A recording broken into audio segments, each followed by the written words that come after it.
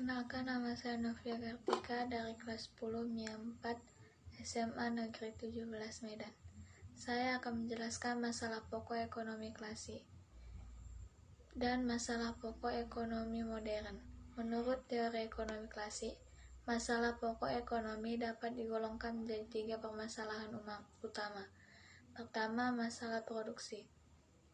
Agar dapat memenuhi kebutuhan manusia, maka barang dan jasa harus tersedia. Demi memenuhi hal ini, produsen harus mengetahui barang dan jasa apa saja yang dibutuhkan masyarakat. Kedua, masalah distribusi. Masalah lain adalah bagaimana produk bisa terdistribusi secara baik hingga sampai ke tangan konsumen. Ketiga, masalah ekonomi.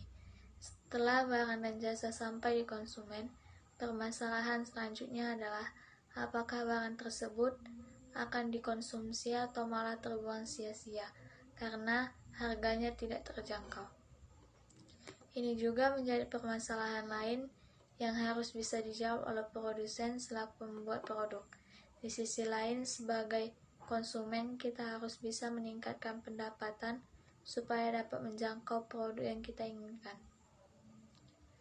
Masalah ekonomi modern. Ada 3 masalah utama dalam ekonomi modern. Adapun masalah-masalahnya tersebut sebagai berikut.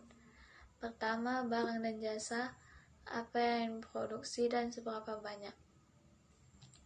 Masalah pokok pertama yang penting dalam ekonomi adalah bagaimana produsen dapat menentukan barang dan jasa apa yang diproduksi.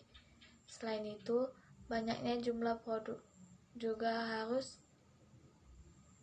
diperhitungkan. Kenapa? Ini tentu karena kalau sampai salah perhitungan, produsen akan mengalami kerugian. Bahkan bisa bangkrut karena barangnya menumpuk sia-sia. Kedua, bagaimana cara memproduksi barang tersebut? Setelah barang dan jasa sudah ditentukan jenis dan jumlahnya, maka masalah selanjutnya adalah teknik produksinya. Dengan sumber daya yang ada, produsen harus menentukan teknik produksi yang paling efisien untuk mereka. Berapa banyak jumlah karyawan, teknik apa yang digunakan. Selain itu, produksi juga harus menentukan apakah akan memproduksi dengan tenaga manusia atau bantuan mesin. Ketiga, untuk siapa barang tersebut diproduksi.